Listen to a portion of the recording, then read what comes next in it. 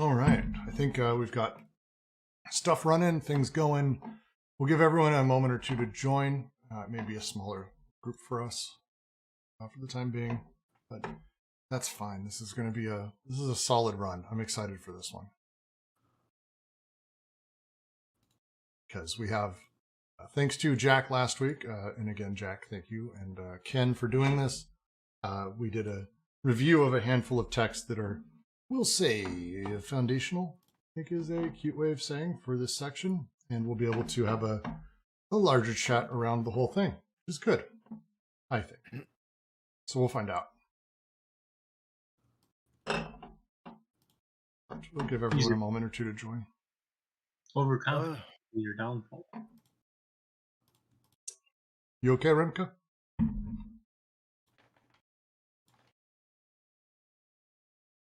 Oh, just wait a second. I have to grab a beer. Also, my voice is not the best today.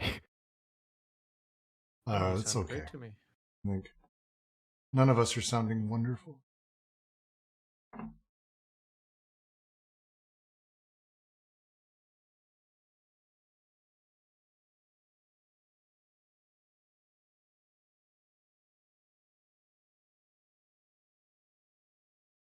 Let's see.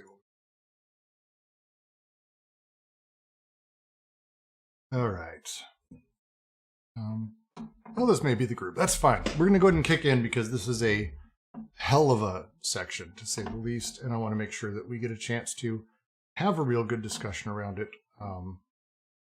but also get through more than just a handful of paragraphs here. So we'll see what happens. Well, I'll go ahead and kick us off. Thank all of you for joining us today at the Deleuze and Guattari Quarantine Collective's ongoing reading of Anti-Oedipus. This is our second read through, and we're heading into 3.5, the Territorial Representation. I will stream the book here shortly. If you like what we're doing, feel free to jump onto Twitter, give us a follow. We don't do much there because social media is a bastion of hopelessness and sadness. But we are also on Patreon and SoundCloud, BGQC on both. I'm going to skip announcements today because I don't think we have a ton to do that we didn't mention yesterday. With that, I'll just kick this off because I kind of want to get into it. So unless anyone has anything they want to mention, I'll give it a second. Jack, anyone?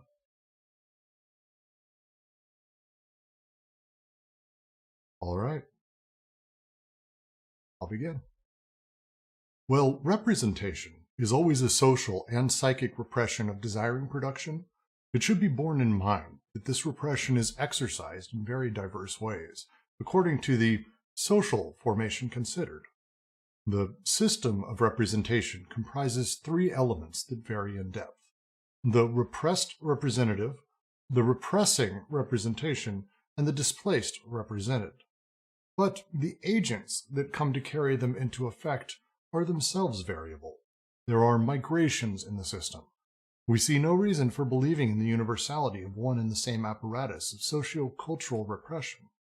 One can speak instead of a coefficient of affinity that varies in degree between social machines and desiring machines, according to whether their respective regimes are more or less similar, according to whether the desiring machines have a greater or lesser chance of causing their connections and interactions to pass into the regime of the social machines, according to whether the social machines execute more or less of a movement of detachment in relation to the desiring machines, and whether the death-carrying elements remain caught in the machinery of desire and casted in the social machine, or, on the contrary, joined together to form a death instinct that extends throughout the social machine, crushing desire.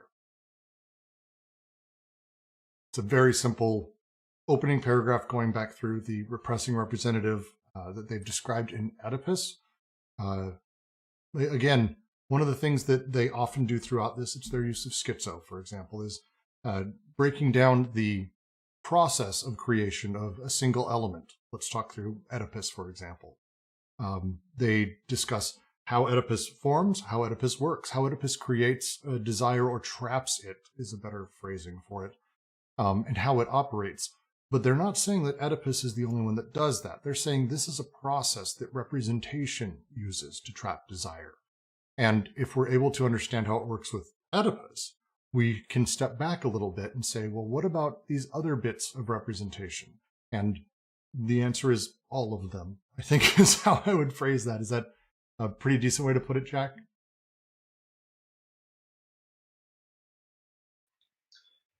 Yeah, I mean, I think you're spot on.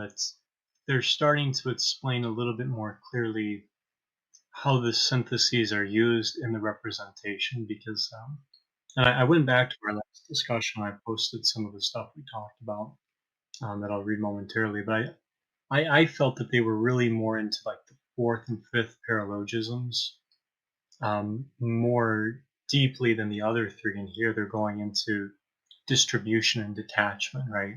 So we're talking about how polyvocality is lost when S1 is created, right? A transcendental signifier, and how that affects distribution of libidinal energy as Newman.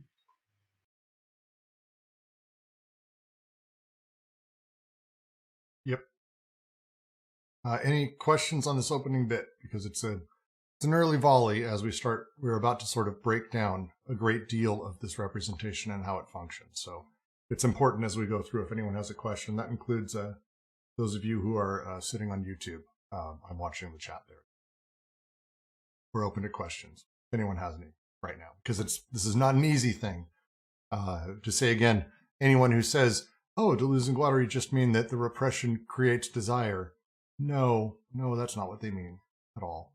So it's we want to make sure we get through this thinly. Maybe this is because I missed some of the other ones, but what's the social machine again?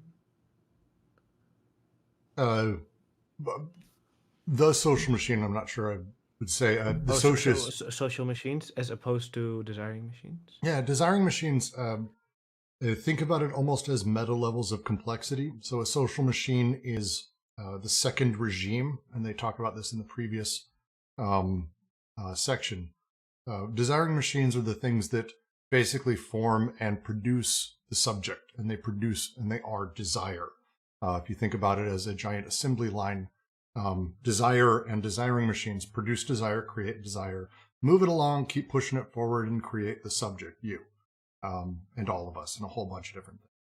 On the other side of things, at the molar regime, desiring machines are not the thing that is the base level. Instead, that's the social machines, which is the complex interpersonal play between people and inside of social constructs. And that is post-subject. It is post-subject, yes. It's simultaneous because it's the molar and molecular. So yeah, it's simultaneous. This is fair. It's a different regime of the same elements. Yeah, that's right. It's two simultaneous regimes. That makes total sense to me. I just have a question, but maybe that's actually something that we'll get to, and that is this related to, because they hint to it a little bit with detachment and stuff like that, to affect? Or how that works? Because that's also sort of maybe a detachment in some way from desire to... So you're going to go to... That's a whole... it's not a thing they're going to get into here, but I will, after this, recommend a handful of books that totally get into that. Because my answer would be yes, is we were talking about affect. That's not a thing that we're going to actually discuss, and I'm not going to... It would be like super going down a weird rabbit hole to start discussing that. All right. But yeah. Rimka asks the death instinct and the death carrying elements in the death instinct is a push towards entropy, essentially the elimination of oneself. There's a lot of different ways to sort of interpret all of the different setups. Ken, do you want to take a crack at it? I just saw that you're in here. Yeah, sure. So instinct is a mistranslation. It was death drive, Trieb, instead of instinct with a K. So that's the first thing. Second thing is that the death drive is the internal disruption of the pleasure principle, and it's whatever pushes the pleasure principle beyond pleasure into pain. So the pleasure principle aims to reduce excitation. So you eat, you feel satiated, you have sex, you have an orgasm, so on and so forth. The death drive pushes this beyond this principle to reduce excitation, and its faculties are repetition, compulsive repetition, and sort of like a forced enjoyment. And I think an easy example is like hard opioid abuse. I think is an easy example here. But yeah, that's the death drive.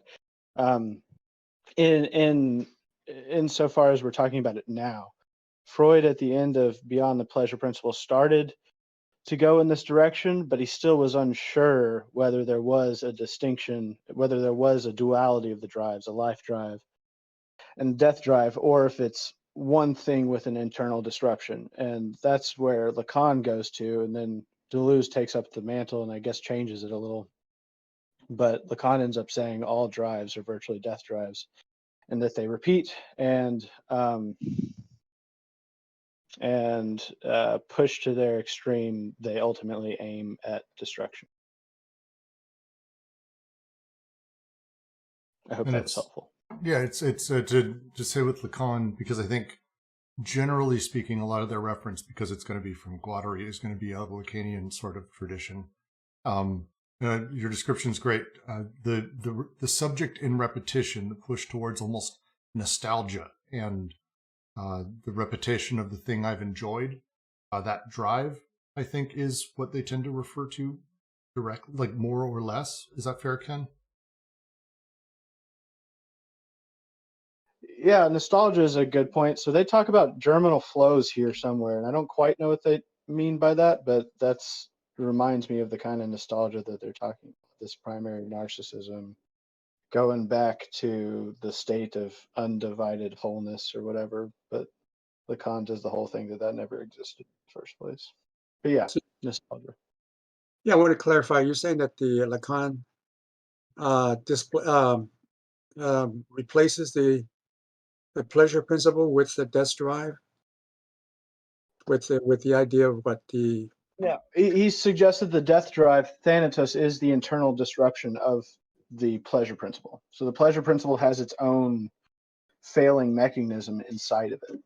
And so the death drive is the internal disruption of the failure to be fully or finally satiated. okay, yeah, okay. And also, when these representations, are they representations also of the Oedipal complex? Representations in general. It's not just of Oedipus alone. The Oedipus is the example of representations they've used, but like again, and like Ken, I hope I'm getting things right, because it's a thing that in line with this talks is about when Lacan starts talking about the death drive.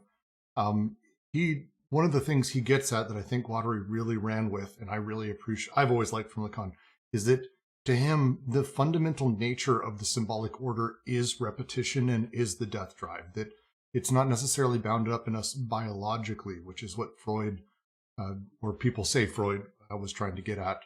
But for Lacan, it's the nature of representation in the symbolic order that produces the repetition that almost causes the death drive, or innately sort of has it as a process that's within it. It's a really interesting way of thinking through the whole thing. I think I've always loved that too. Right. So that's the idea of the lack, right? The petite small a. Oh, we're not there yet. No. Okay. Yeah, we're not But when there you yet. talk about the death drive, it makes me think of that idea of the lack. Just quickly, objet A is not necessarily the lack. Objet A stands in place for the lacking thing with a capital T. But yeah, I think this is a a hole that we would go down to have to describe that. Actually, it fits in nicely because so if you're looking with the displacement in that, or rather, I'm sorry, the detachment and the distribution, that's where lack is sort of created, right? Because we're talking about how something in the assemblage, particularly the signifying chain, gets detached, right, and comes to represent desire. So to your point, it's not so much the object A, but it's what's going to affect the object A in its production. So you do still kind of have that, but it's actually qualified and it's not as central.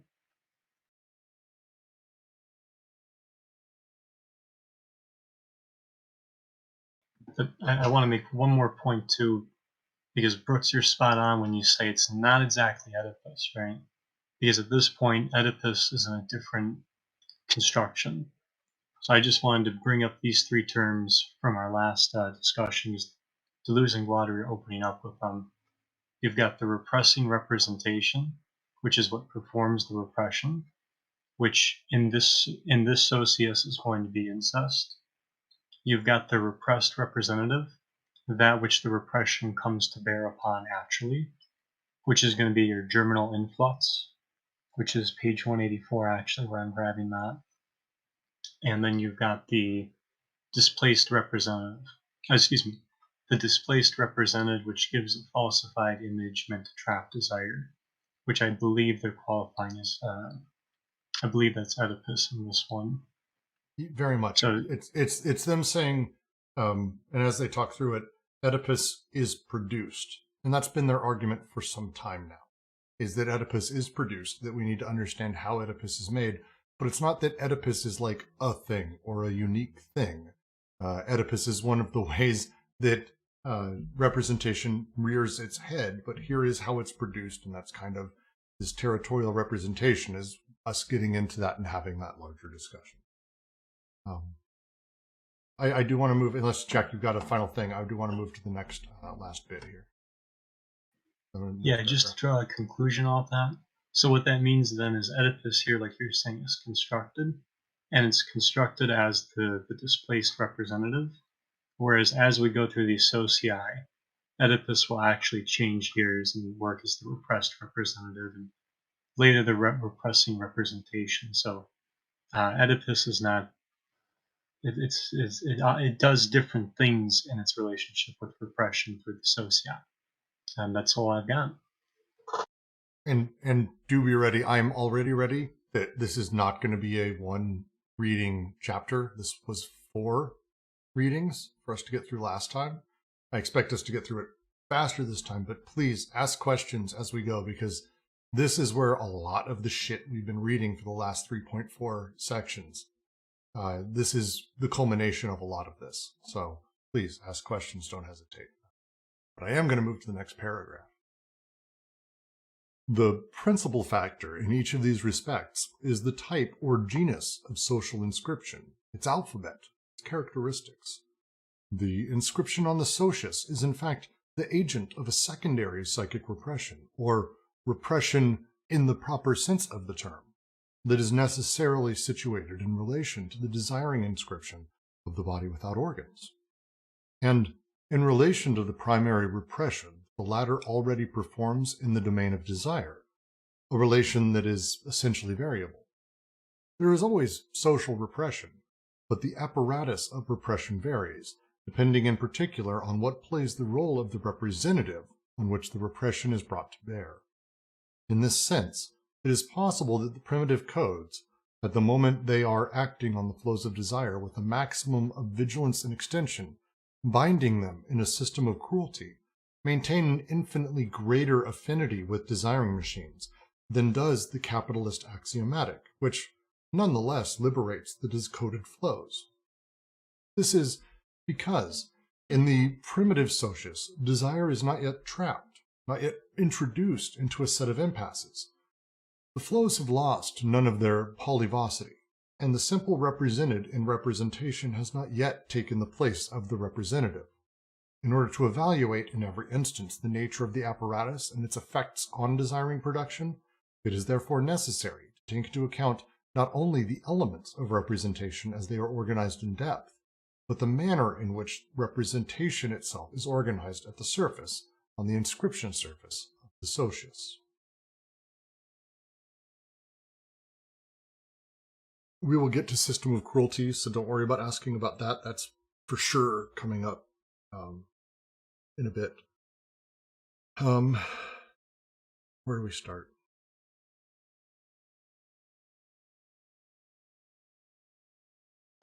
I'll say it because no one else wants to. Harvester of Uh, sorrow. I have a terminological question. And sorry, today my voice is pretty bad. They use here in the translation the French refoulement. Does someone here know how to translate this, or why this is used for repression? Because at least for me now, in the first association, it reads like something not only like a repression in a hierarchical sense, but like fooling someone into something, like thinking in a specific hierarchy.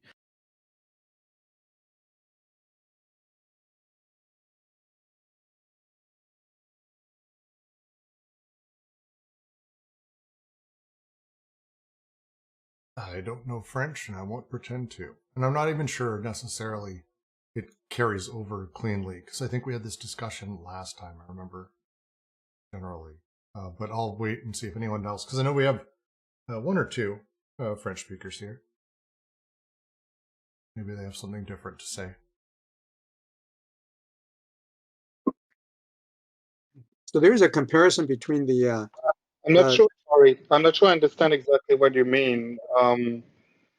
Because, just that in refoulement, I'm pretty sure there's no root in fou, which is fooling. I don't think there's an idea of fooling in refoulement. So maybe could you be more explicit of what you mean?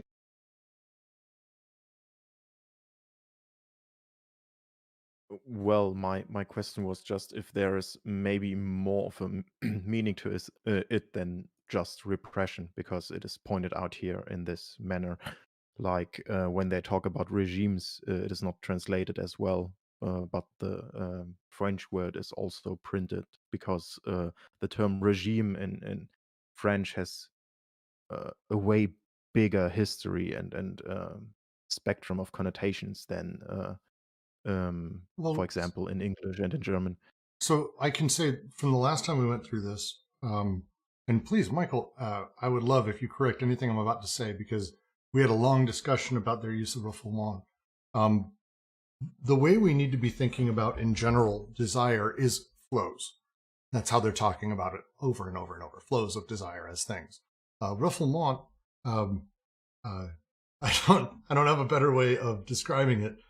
Is a term, for example, I would use if my toilet backed up and the flows of my toilet are going out of it, not into it. That would be a sewer refoulement, for example. Or I think the term is refoulement de go. Yeah, this double meaning would work. It also has kind of idea of smell in the same manner. Yeah, so when we talk about refoulement here, it's thinking about the flows of desire and as they're moving, and that if we think about them as moving out from the desiring machine, the refoulement is social repression pushing them back in. And that's the phrasing they use a great deal with repression here, and the terminology and the allegories are a lot about the backup of it, or the trapping, or the holding back, or the shoving it back in, or the blocking.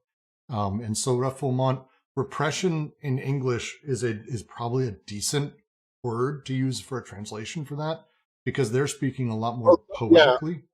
Yeah, it's just the actual translation of refoulement. Like I was checking, and the only translation there is for refoulement is repression.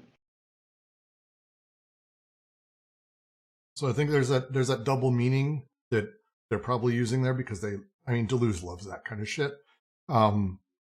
But I think just in general, it just means repression for the most part.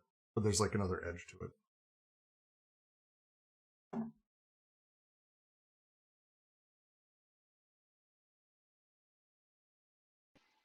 But yeah, that would be the best word to use if you mean repression. So that's the word they would have used anyway, I think.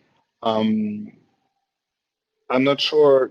Yeah, it's really difficult to know if a double meaning was intended or not. But that's an interesting way of seeing it. And anyway, as some say, the authors are not the ones who have the last word on that.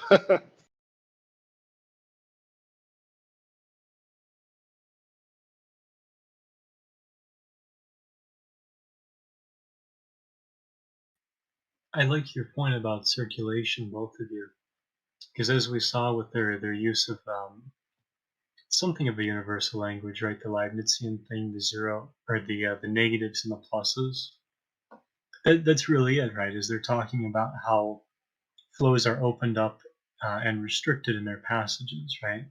Or in the connections that are possible, which is is related to the germinal influx, right? Which repression comes to bear upon, because not only have we seen that this isn't the nuclear family as we're used to it, because we've got an open system rather than a closed system, and we've got the mother, uncle, aunt, sister, brother, and we've got a whole different family construct going on there. But we're seeing how here you've also got the point that they're arguing here, right? This system and its engagement with repression is different than ours, and one of the main differences is going to be the relationship of coding versus decoding, where with the capital socius, you're dealing with decoded flows and repression functions altogether differently, whereas here it's actually still got a polyvocal nature, so it's not the same problem as we find later on.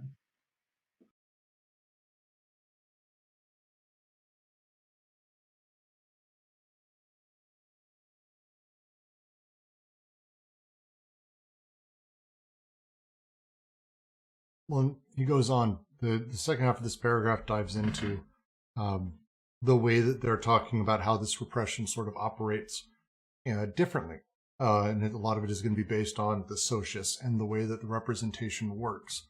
The line they draw here, and as we were discussing in the primitive socius in the earlier parts of this chapter, the way that desiring machines and production of desire is organized is very, very close to the desiring machines. There isn't a disconnection deeply between that which I desire and that which I must seek. I don't have the great deal of representations or this hyper abstract world that I live in. I need food, I need sex, I need family to, grow. I need these things. They're kind of direct. My job's to get them, and the demands I've got them. The demands upon me are very much there. And desire, as they say here, desire doesn't get trapped. It doesn't work in the same methods because desire doesn't have yet the impasses. The desires themselves sort of still continue to be what they are. Things haven't been displaced. And the argument they're making here, and they will continue to be, is that as we move through these different societies, the way that repression comes to bear is very much determined by the socius, by how representation works inside of each of the socii, and how that changes over time until we get to capital, which is an exceedingly complex version of that.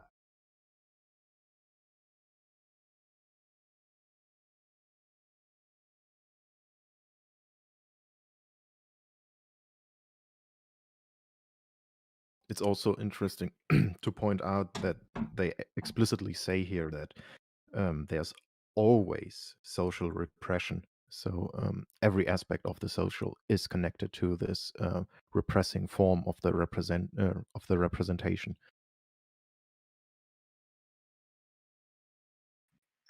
Yeah, and to Bert's point, right? That's at least here. That's on the socius. So that's particularly interesting because representation here. It's not like it's floating around or anything. It's actually on the surface of inscription, That is the socius, right?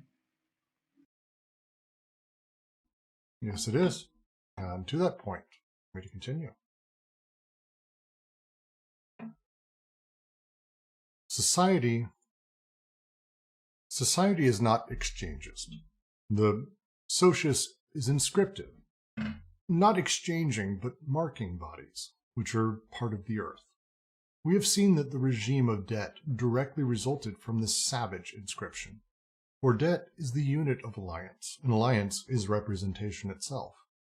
It is alliance that codes the flows of desire, and that, by means of debt, creates for man a memory of words.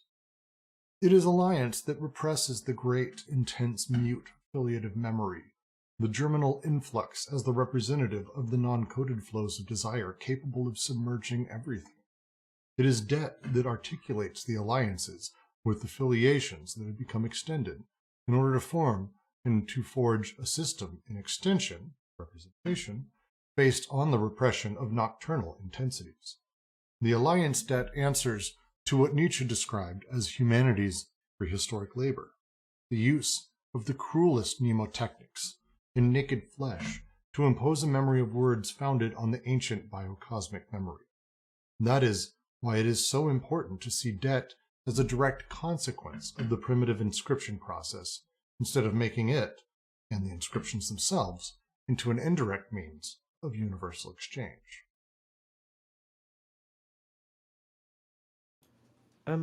What is really the difference between alliance and filiation? Filiation is the family I was born with. Alliance is the extended groupings of that. They went through a lot more in depth of that, but it's where I came from almost genetically. My creation, my existence, whereas alliance is the rest that surrounds me. Maybe an awkward way to phrase it, but Yeah, alliance is more spatial, more vertically arranged, I would say, and filiance is you mean more horizontally? temporal. Yeah. Oh yeah. Sorry.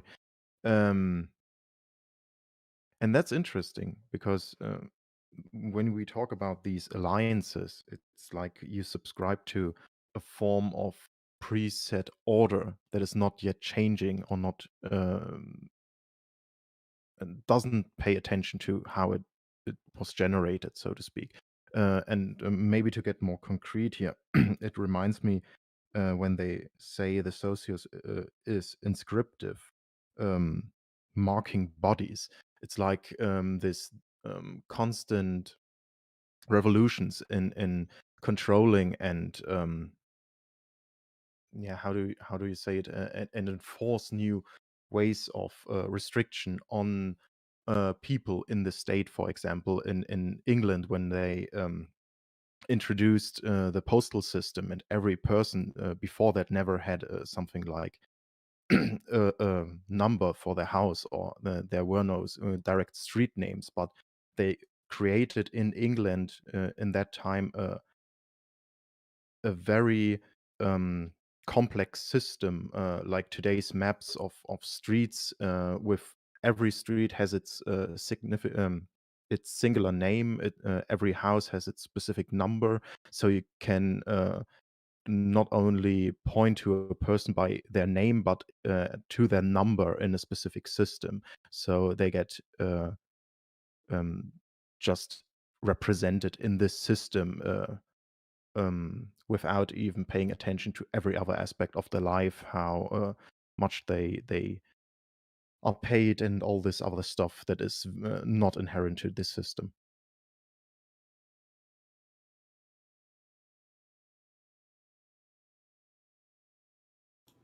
But they both still demand some kind of loyalty. Is that correct? They Yeah, form. there's still a loyalty because you have to subscribe to it to be part of the system, because everyone is doing it, or there is some sort of catch to it that you then would be left out of some sort of social productive machine, like this postal system that created a more efficient way to deliver your mails in that time, that you don't have just the postman who tried to search for your house by asking other people, or because he knew you already because you were writing or receiving so many letters and packages. But he could just look for your address, something that was not existent before that.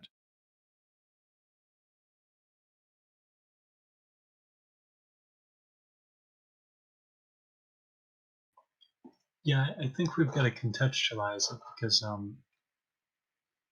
I mean, certainly, like from the point of view of like like consciousness, it does feel like this is preformed, right? Because by the time it hits us, actually, by the time we have a thought in us, right, we're kind of stuck in filiation alliance here.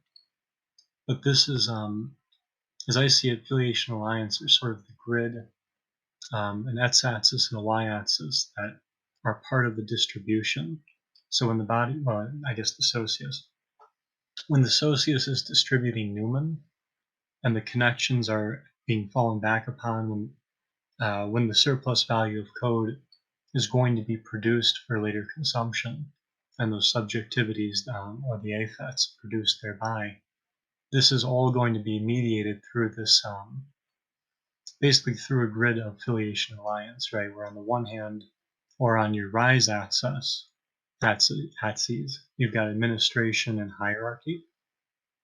So that's very important because it's not just hierarchy, right? It's also like, the administrative side. So the way I always talk about, like the way you find yourself in work, right? Where you've got a boss and they've got bosses. And there's this whole lateral side where, everybody fits in on the tree and their work is designated as such. So you've got that. And then on your run axis, you've got alliance, right? It's the political and the economical. And that's important because, at one level, even though there's a coding going on in terms of the hierarchy and administration, there's still this side of what people are doing and the political and economic engagements that are putting them together into whether they're going to come together or kind of go against each other, right, in terms of groupings and that. And so when you're dealing with that kind of distribution through affiliation or alliance, for our purposes right here, this is affecting the memory that the socius is going to produce, but also affecting how that memory is going to work with filiation and alliance in creating that memory, and how it's going to work back on it. Because as we go here, we're seeing that distribution will not only affect production, but we're going to be working with, since we talked about repression, right? Because we're dealing with the decoded, we're not really talking, when we talk about the germinal influx being borne upon by repression, that's not actually the decoded flows, right? That's sort of the displacement in the fourth paralogism happening. And part of the way that that's happening, what makes the germinal influx be possible for the selection is going to be this grid work of filiation and alliance through the socius.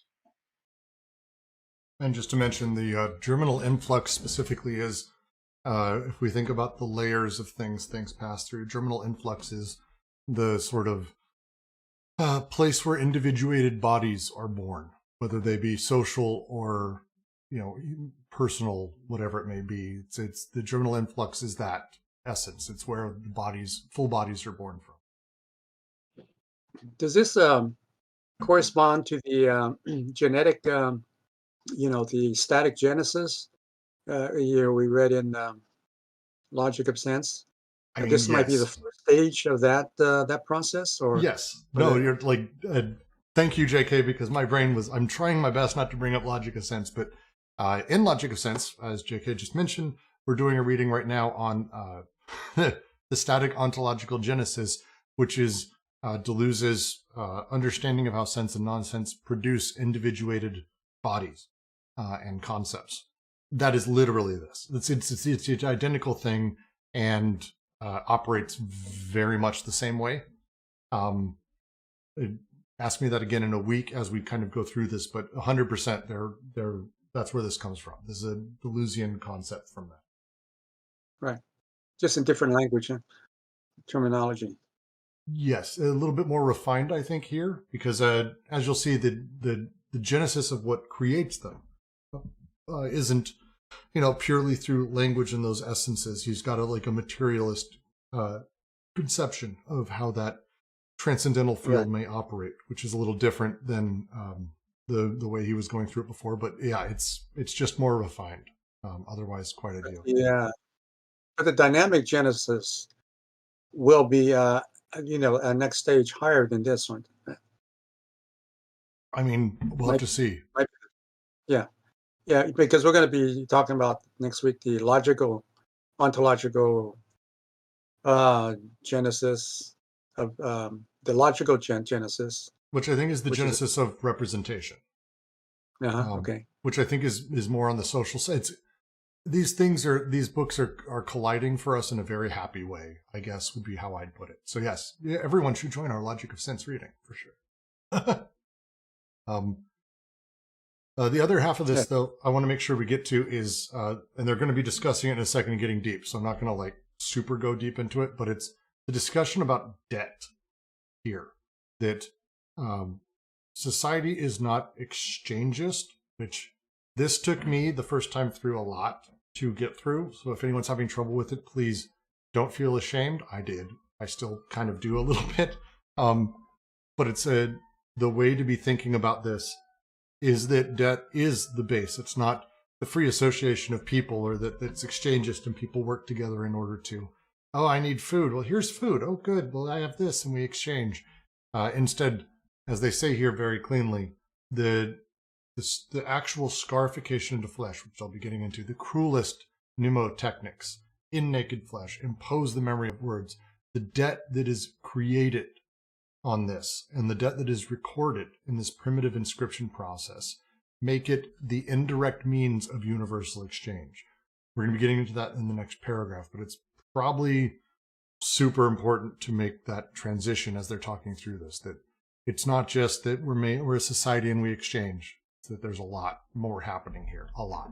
Debt being the primary. So it's not like in Levi-Strauss that there is this free exchange, but more of the debt to the social order that enables this forms of alliance that you constantly have to pay debt to by doing something for it, maybe even without wanting to do it, or it pushes you to something that you don't really want to do, or you feel like you did your part of the deal, so to speak, but you constantly have to do other things for this whole structure that is now a regime for its own, that is trying to integrate you and your desires into its specific notions. This is characteristic of the capitalist axiomatic, right? Yes. And I will answer Triad very simply by saying I'm going to read the next paragraph, because the second sentence starts with the line, but Levi Strauss. So I don't want to answer by repeating the next paragraph too early. So I'm just going to dive in. There is a question that Marcel Mauss at least left open. Is debt primary in relation to exchange, or is it merely a mode of exchange, a means in the service of exchange? But Levi Strauss seems to have closed the question again with the categorical reply. Debt is no more than a superstructure, a conscious form whereby the unconscious social reality of exchange is converted into cash. What is involved is not a theoretical discussion of the first principles of anthropology. The whole notion of social practice and the postulates conveyed by this practice are at issue here, and the whole problem of the unconscious. For if exchange underlies everything, why is it that what takes place looks like anything but an exchange? Why must it be a gift or a counter-gift and not an exchange? Why is it necessary that the giver also be in the position of someone who has been robbed, so as to demonstrate clearly that he does not expect an exchange, not even a deferred exchange? It is theft that prevents the gift and the counter-gift from entering into the exchangeist relation. Desire knows nothing of exchange. It knows only theft and gift. at times the one within the other under the effect of a primary homosexuality. Thus, the anti-exchangist amorous machine encountered by Joyce in Exiles by Klasowski and Robert. In Gourma ideology, it is as though a wife could only be given, the litiuteli, or carried away, kidnapped, hence in a certain sense stolen, the litvotali. Every union that could too manifestly appear to be the result of a direct exchange between two lineages or lineage segments is, in the society, if not prohibited, at least widely disapproved of. I think that answers the question you were asking, Brian. As Tride was saying, Levi Strauss was very clear. It's exchanges. There's a superstructure of debt. When exchanges happen, debt almost gets produced and starts circulating this economy, and it must be answered. He's discussing, as we've discussed, potlatch, where the idea, even in American Midwest or in a lot of places, hey, the new neighbor's coming over. Let's invite them over for dinner. Oh, the family invited us for dinner. I have to bring a bottle of wine. All right, well, I'm going to bring a really nice bottle, and I show it off. And they go, fuck, now when I have to go back to Jim's house, I have to buy him a nicer bottle of wine. This back and forth, this debt that is produced in this exchange is just exchange, and debt is a secondary effect. And their answer is pretty simple. Desire knows only theft and gifts. I'll tell you, as someone as a 3-year-old, it's fucking true. Sharing or trading is not a thing. It is a gift or theft every time anything happens around him. I think most of us understand that even about ourselves. We can be much more mature about it if we want, but desire is where they're at. And desire is what they care about. And it's really what we're talking about mapping out. At the underlying thing, when a wife is given, as they say here, and they use in Gourma ideology, a wife can only be given or carried away. They fake it and they play with it to make it so it's more socially acceptable than, what seems like outright rape. Or, maybe giving the woman a choice, because who wants to allow that? Instead, they make play like it's an exchange. And they have to, because it's the way the function. So the question, is it that exchangism creates debt, or that debt forces us to think through exchangism as representation? Also, and maybe this is going too far, it reminds me of a critique of this naive capitalistic notion of this free exchange where everything just flows freely. But if you look at it in a not very deep way, even I would say, there's a lot of, as they describe here, theft, gifts, people taking advantage of others, not paying their taxes, or raising atrocious taxes on some other people. And it's this constant power game on how to get more influence instead of just this free exchange, so everyone is part of the pie. No, it is not this simple. Great way to put it. Damn, that sentence is really is hitting me really hard with the desire knows nothing of exchange, it only knows theft and gift. It's really hitting me hard. I love it. Yeah, it's phenomenally. Sometimes they have just those moments of perfect clarity that are just wonderful, and it's such a good line. Because again, we're trying to get at the base. How does it all work? What produces it?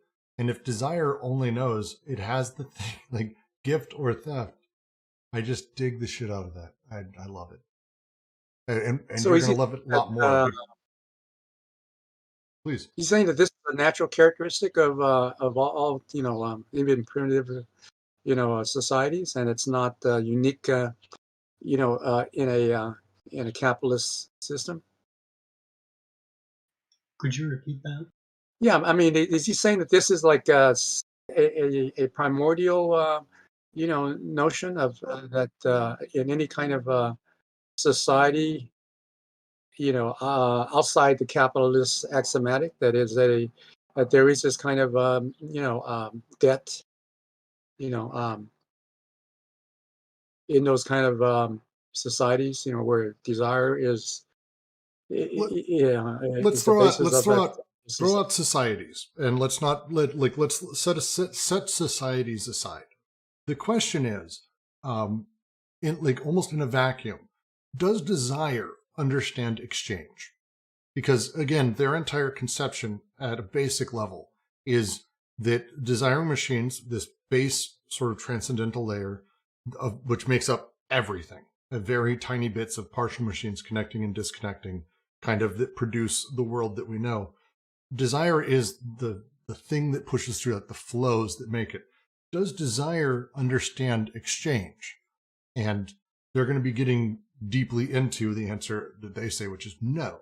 Now, it doesn't mean we don't have exchangism in capital, or that they didn't have exchange happening as a thing. Exchange happens, and exchange happened in primitive times, happens now, happens all over the place.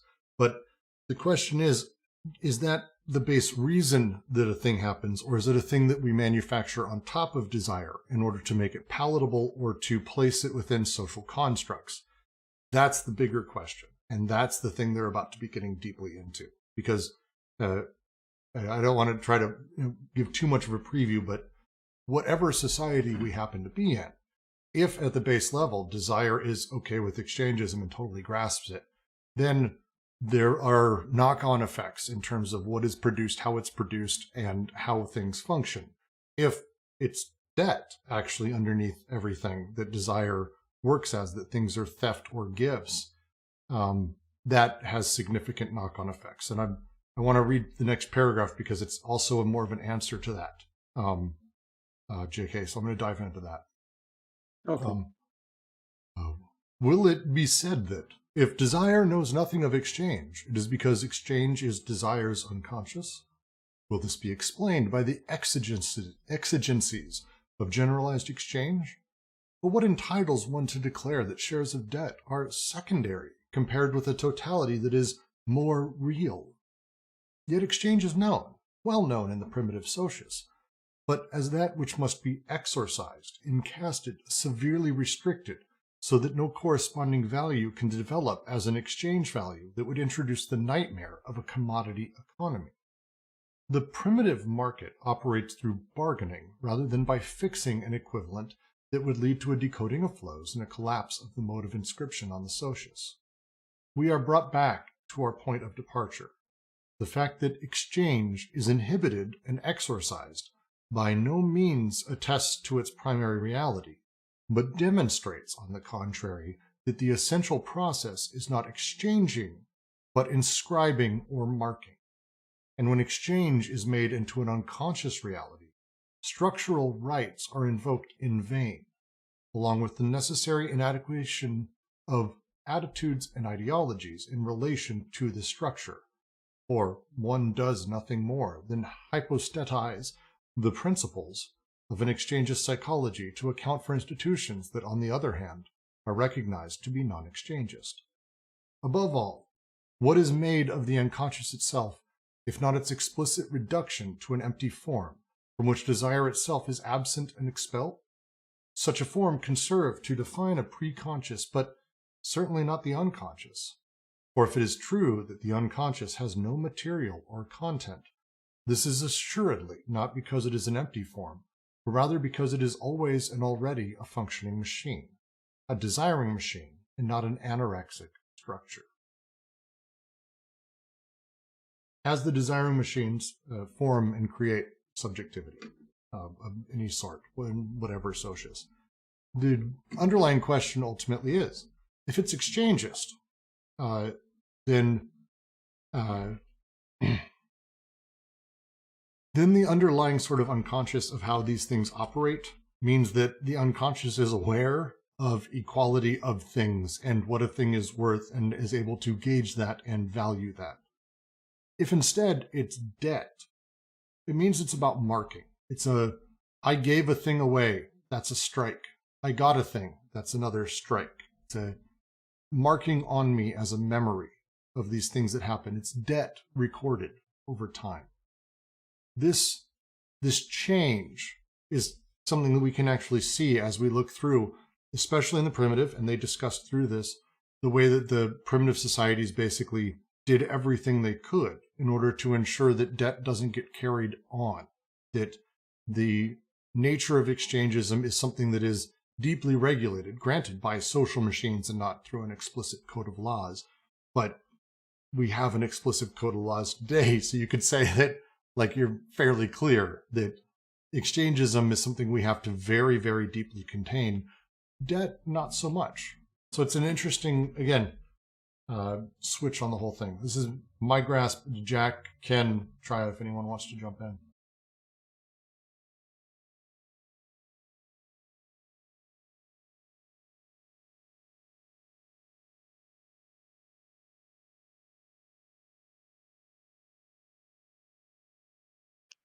I suppose the simple way to say it is,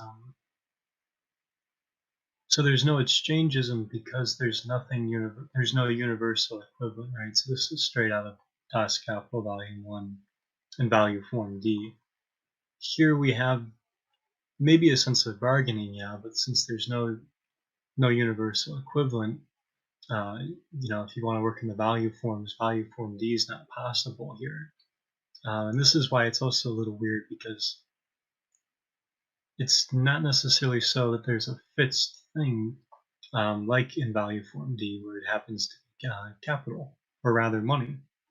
So here instead we're dealing with what's later going to make that possible, right? What's going to make something like Value Form D possible for all you good Marxians out there, which is going to be debt and credit relations, which they're pulling. There might be some Artaud in here. I've definitely read some Artaud into it when they get into the theater of cruelty. But the system of cruelty being like, this is straight out of Nietzsche's second essay in the genealogy of morals. This being like the primary economy that's going to, for Nietzsche, make things like not only virtue, but other things like utilitarianism and calculation possible. Is going to be the system of debt and credit. But in a primitive bartering societies, where they don't have a monetary system yet, then there's still there. It's an exchange relationship there, right, between people who are in that system. But you're saying that the debt, the idea of debt comes in when there's a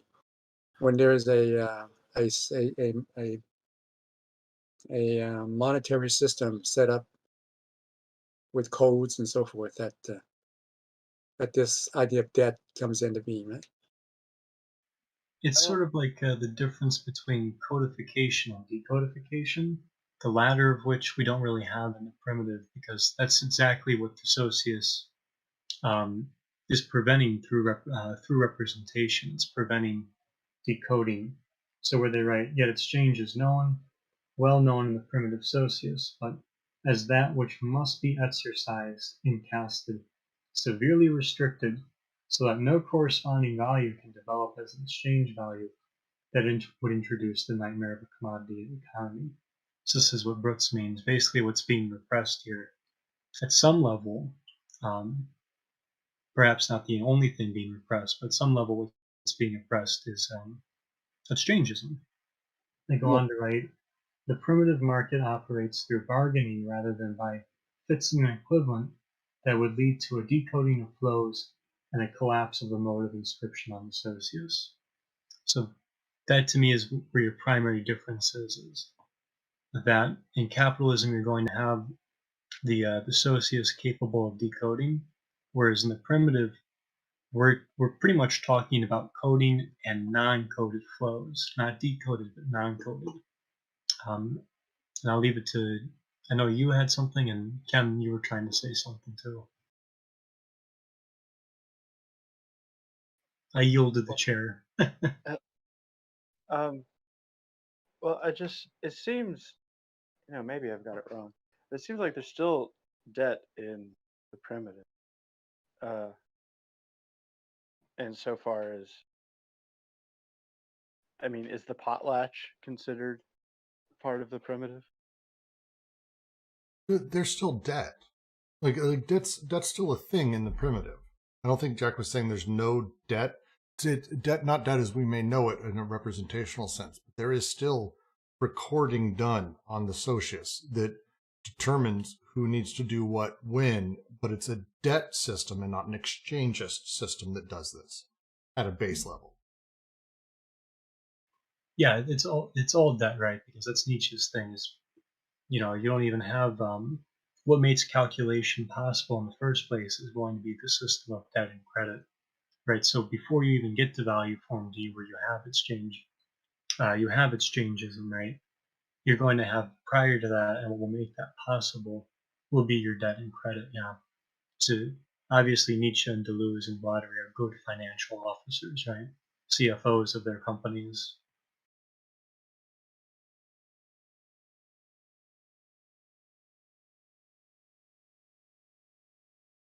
And I think as we get through this, because I think once we start getting back to the Nietzsche stuff and getting more through the Levi Strauss, the line will be a little bit more clear. So I'm going to push forward to the next paragraph because I think that'll be a good call. Was there anything else on this before I move on?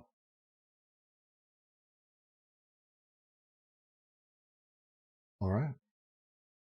The difference between machine and structure appears in the postulates that implicitly animate the structural and exchangist conception of the socius, with the correctives that must be introduced into this conception so that the structure is able to function.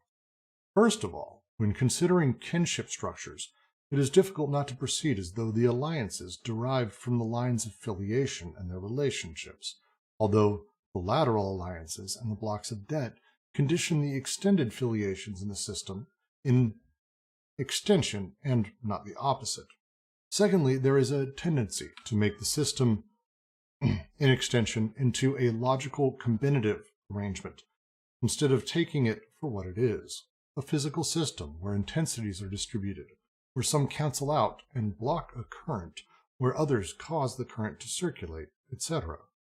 The objection according to which the qualities developed in the system are not only physical object, but also honors, responsibilities, privileges, seem to indicate a misunderstanding of the role of the incommensurable elements and the inequalities in the conditions of the system. More precisely, in third place, the structural exchanges conception tends to postulate the kind of primary equilibrium of prices, a primary equivalence or equality in the underlying principles, which allows it to explain that the inequalities are necessarily introduced in the consequences.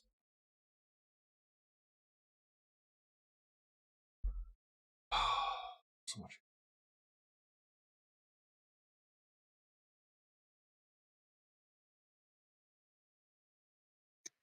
For some reason, I numbered this when we last read it.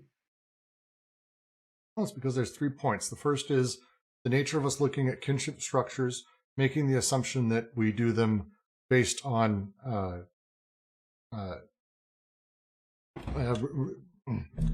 it's easy. In kinship structures, it is difficult not to perceive as though the alliances derive from the lines of filiation in their relationships, although the lateral alliances, blocks of are not the opposite. The idea that the kinship structures themselves are essentially, are they choices that we've made, or is it a series of debt that allows us or forces us to sort of have those extended bits of filiation?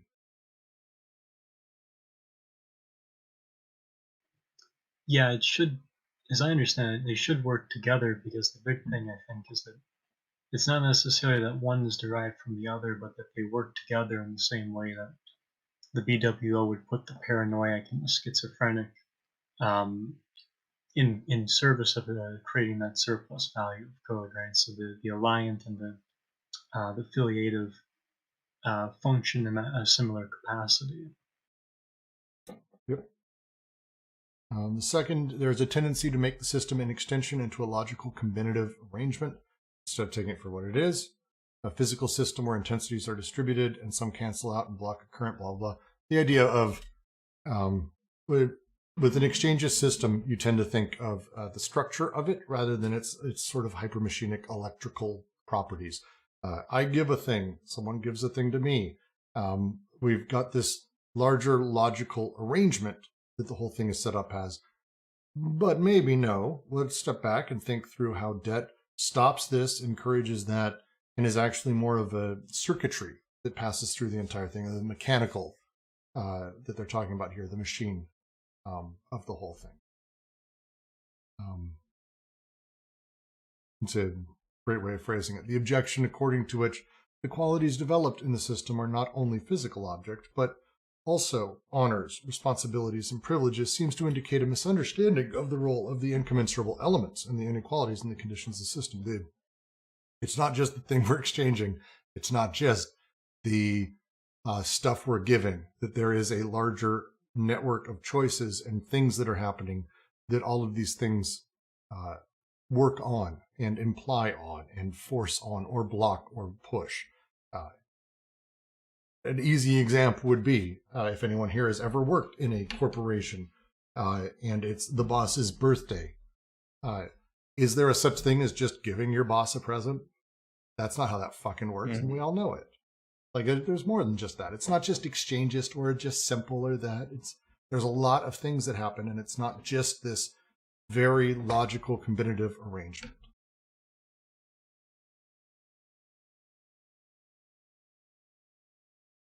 I heard you jump in, Trad. Did you have something?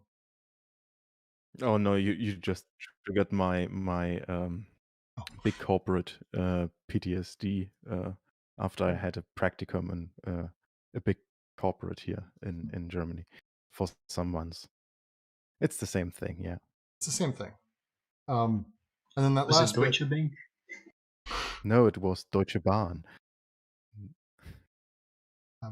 Then there's the third element, which is the structural exchangeist conception tends to postulate a kind of primary equilibrium of prices, a primary equivalent or equality in the underlying principles.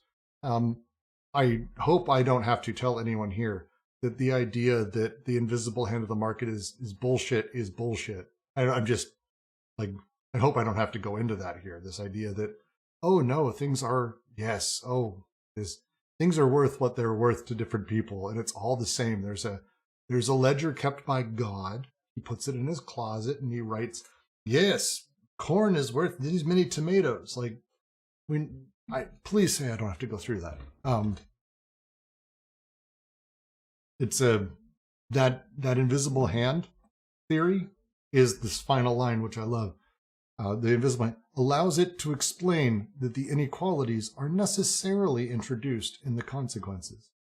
Things are always, at large, it's equal, and it started equal. I mean, we have to have inequalities a little. Yeah. Please say I don't have to explain that to fucking anybody here. Any questions on this paragraph?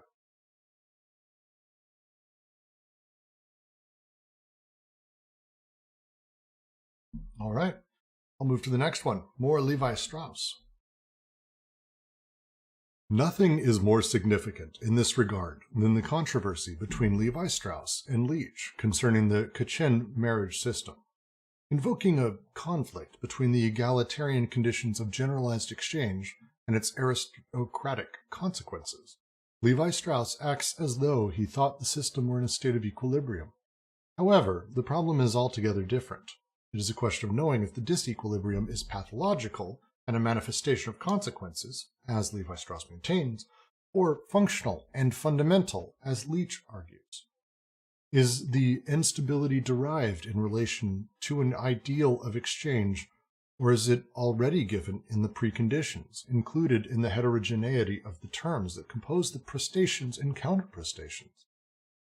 The more one directs one's attention to the economic and political compromises conveyed by alliances, to the nature of the counterprestations that come to compensate the disequilibrium of the prestations of wives, and generally the original manner in which the aggregate of prestations is evaluated in a particular society, the more clearly the necessarily open nature of the system in extension appears, as in the case of the primitive mechanism of surplus value as a surplus value of code. But And this is the fourth point. Jack for your numbers. The exchangeist conception finds it necessary to postulate a closed system, statistically closed, and to shore up the structure with a psychological conviction, confidence that the cycle will reclose. Thus, not only the essential opening of the blocks of debt according to the lateral alliances and the successive generations, but above all the relationship of the statistical formations to their molecular elements, find themselves brought back to the simple empirical reality, insofar as it is not adequate to the structural model. It's actually a really crisp paragraph.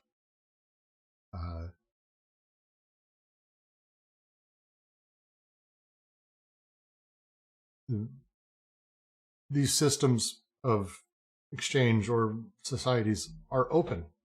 They're not a closed system. They're hardly closed systems. We know this. This is not. No one here is shocked by this. I hope no one's shocked by this. Some of these things are very, very like in the time we've been able to get to kind of a push through this. Thank God, with an understanding of these things. Well, 10 years ago, I would have not been able to have this discussion. But yeah, it's we don't have to talk about having a closed system. It's an open system. It is necessarily one. As you start talking about the way people and economic and political compromises happen, the prestations and counterprestations that compensate this disequilibrium within everything. They're talking here about the Kachin marriage system and wives, but it's just in general. We're not talking about an exchange system which necessitates a closed system, but there's a little bit more happening here. And that's the final paragraph, which I think is the fifth one I think we're about to come to, Jack. All this depends, finally, on a postulate that burdens ethnology to the same extent that it has determined bourgeois political economy, the reduction of social reproduction to the sphere of circulation. One retains the apparent objective movement as it is described on the socius, without taking into account the real instance that transcribes it and the forces, economic and political, with which it is inscribed. One fails to see that alliance is the form in which the socius appropriates the connections of labor in the disjunctive order of its inscriptions. From the viewpoint of the relations of production, in fact, the circulation of women appears as a distribution of labor capacity, but in the ideological representation that the society gives itself of its economic base, this aspect fades before the relations of exchange, which are, however, merely the form this distribution takes within the sphere of circulation.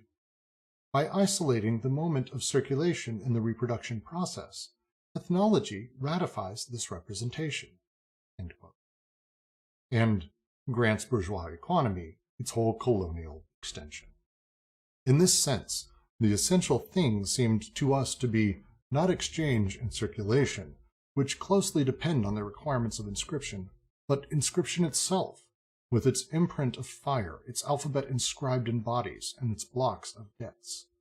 Soft structure would never function, would never cause a circulation, without the hard machinic elements that preside over inscriptions.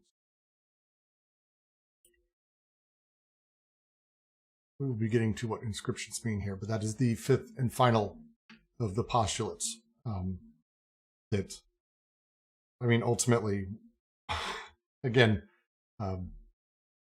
these things are far more complicated and elements within a massive social scope than just being the commodity or the thing. You might say, Zizek here might say, it's ideology. Definitely visits on it. Any comments, questions, thoughts on this paragraph before we move on to savage formations?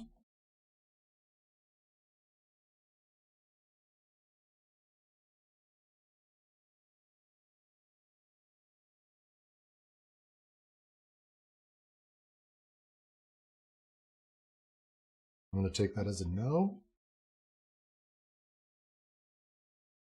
All right, that's fair with me. Here's where it starts getting fire.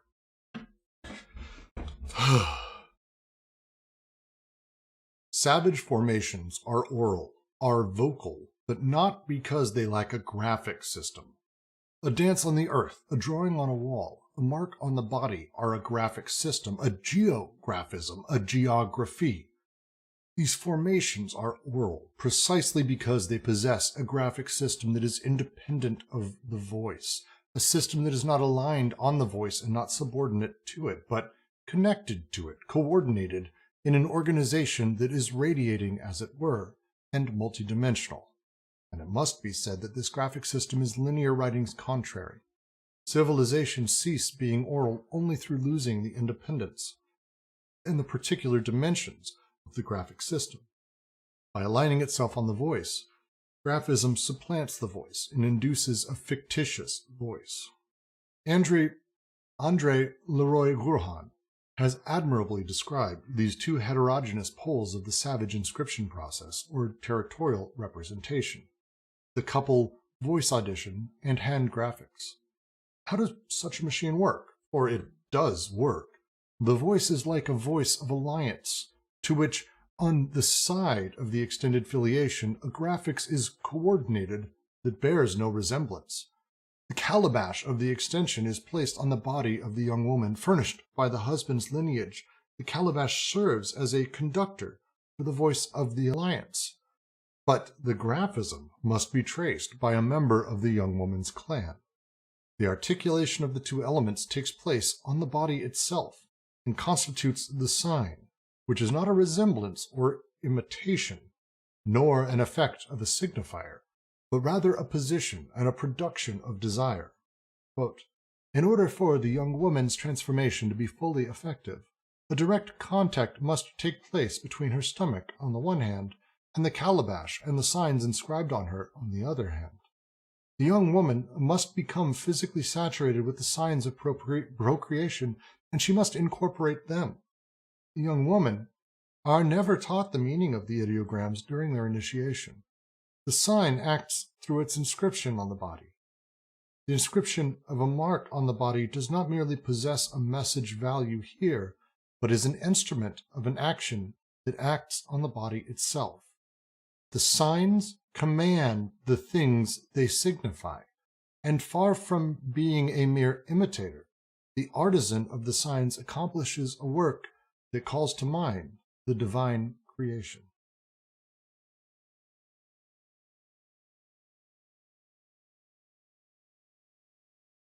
Whew. God, how much was said in that paragraph.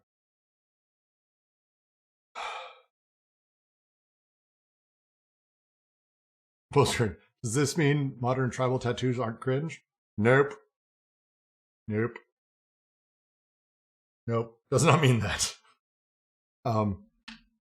Because we live in a place of words and graphism, so it's too late. It's almost like you can't be partially in language, and you can't be partially in a place where tribal tattoos are cringe.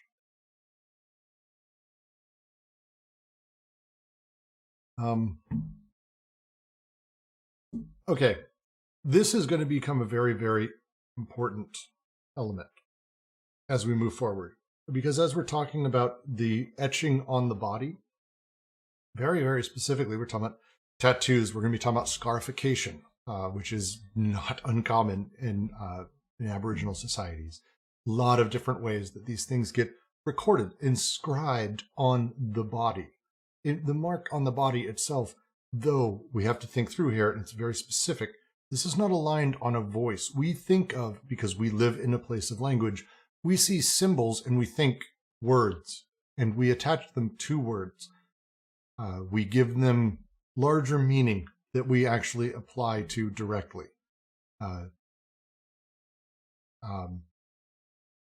That element is a challenge for us, a significant one, because it means when we look back at cave drawings all the way down to the etches on the body, we want to know what they mean. They mean what they are is actually, I think, how they would answer this here. The line here that is said by André Leroy-Gourhan, God, I hope I'm pronouncing it even remotely right. the young women are never taught the meaning of the ideograms during their initiation. The sign acts through its inscription in the body. The inscription of a mark on the body does not merely possess a message value here, but is an instrument of action that acts on the bodies itself. That is how goddamn close they are to being able to touch desire itself and to record directly. This is why they are focusing hard on this. This is why they use a lot of the language that they use throughout this entire book. Is they are talking about directly recording on someone's body debt. Should be able to piece together where else maybe they've sort of referred to things that are similar to this, and we'll be having this conversation. But the signs that command the things they signify, and far from being a mere imitator, the artisan of the signs accomplishes a work and calls into mind the divine creation. The whole thing here is about the recording of debts on the body, directly on them. So, body without organs, recording things on it for memory, blah, blah, blah. Like this is, we're seeing a lot of that come back around.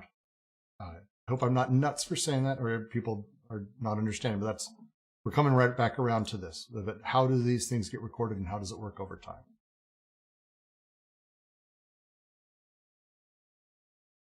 Yeah. Comments, questions? Jack, Ken, anyone, jump in.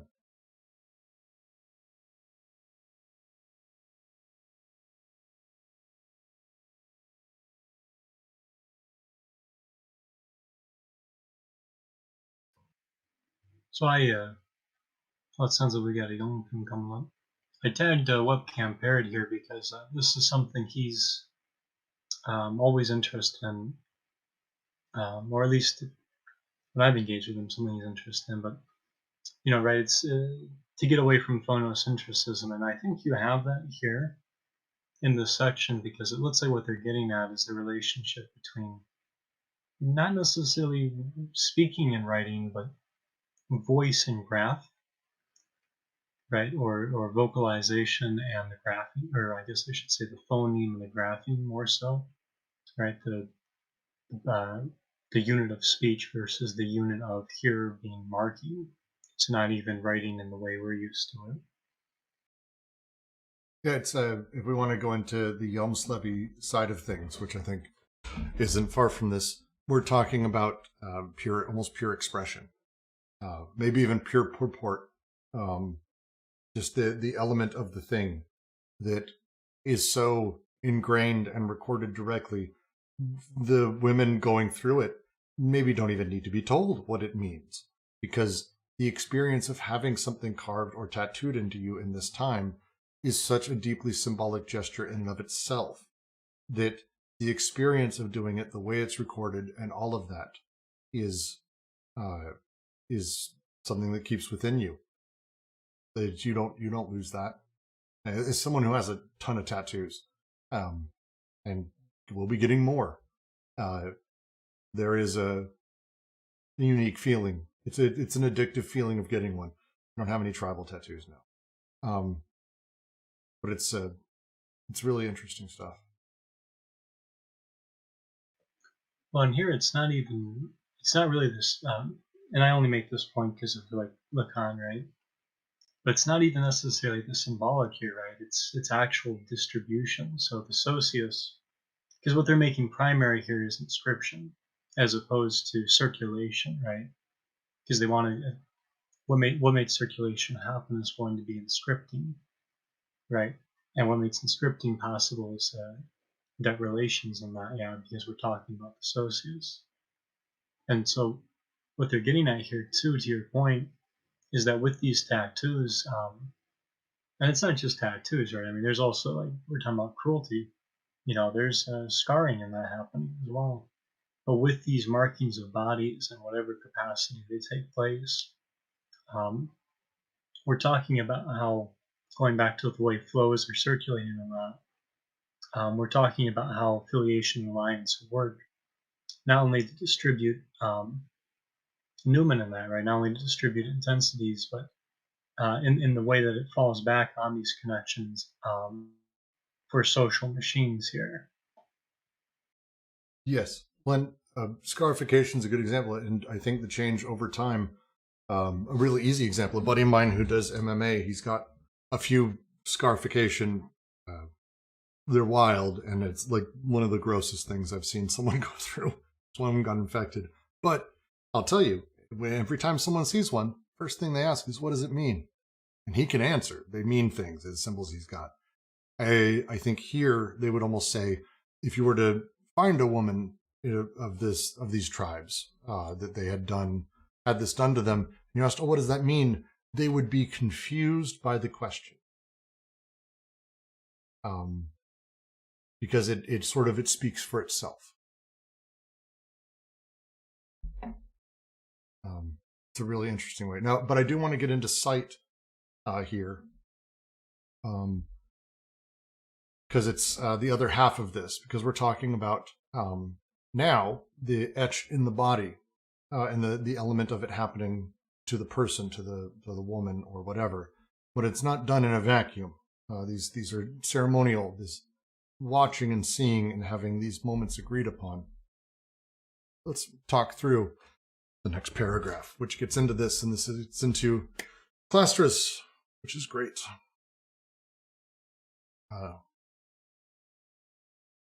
But how does one explain the role played by sight, indicated by Leroy Gruhan, in the contemplation of the face that is speaking, as well as in the reading of the manual graphism? Or, more precisely, what enables the eye to grasp a terrible equivalence between the voice of alliance that inflicts and constrains, and the body afflicted by the sign that a hand is carving in it? Isn't it necessary to add a third element of the sign, eye pain, in addition to voice audition and hand graphics? In the rituals of affliction, the patient does not speak, but receives the spoken word. He does not act, but is passive under the graphic action. He receives the stamp of the sign. And what is his pain if not a pleasure for the eye that regards it, the collective or divine eye that is not motivated by any idea of revenge, but is alone capable of grasping the subtle relationship between the sign engraved in the body and the voice issuing from a face, between the mark and the mask? Between these two elements of the code, pain is like the surplus value that the eye extracts, taking hold of the effect of active speech on the body, but also of the reaction of the body insofar as it is acted upon. This is indeed what must be called a debt system, or territorial representation, a voice that speaks or intones, a sign marked in bare flesh, an eye that extracts enjoyment from the pain. These are the three sides of a savage triangle, forming a territory of resonance and retention, a theater of cruelty that implies the triple independence of the articulated voice, graphic hand, and the appreciative eye. Such is the manner in which territorial representation organizes itself at the surface, still quite close to a desiring machine of eye-hand-voice, a magic triangle. Everything in this system is active, acted upon, or reacted to. The action of the voice of alliance, the passion of the body of filiation, the reaction of the eye evaluating the declension of the two, to choose the stone that will make a man of the young Guattari, with enough pain and suffering, by cleaving the length of his back. It must have a good cutting edge, says Clastres in an admirable text, but not like a sliver of bamboo which cuts too easily. Choosing the right stone, therefore, requires a practiced eye. The whole apparatus of this new ceremony is reduced to that: a rock, furrowed skin, scarified earth, one and the same mark.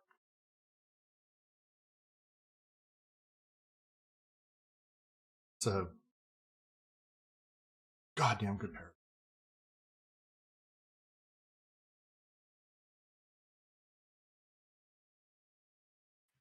Oddly nifty for something about cruelty, huh?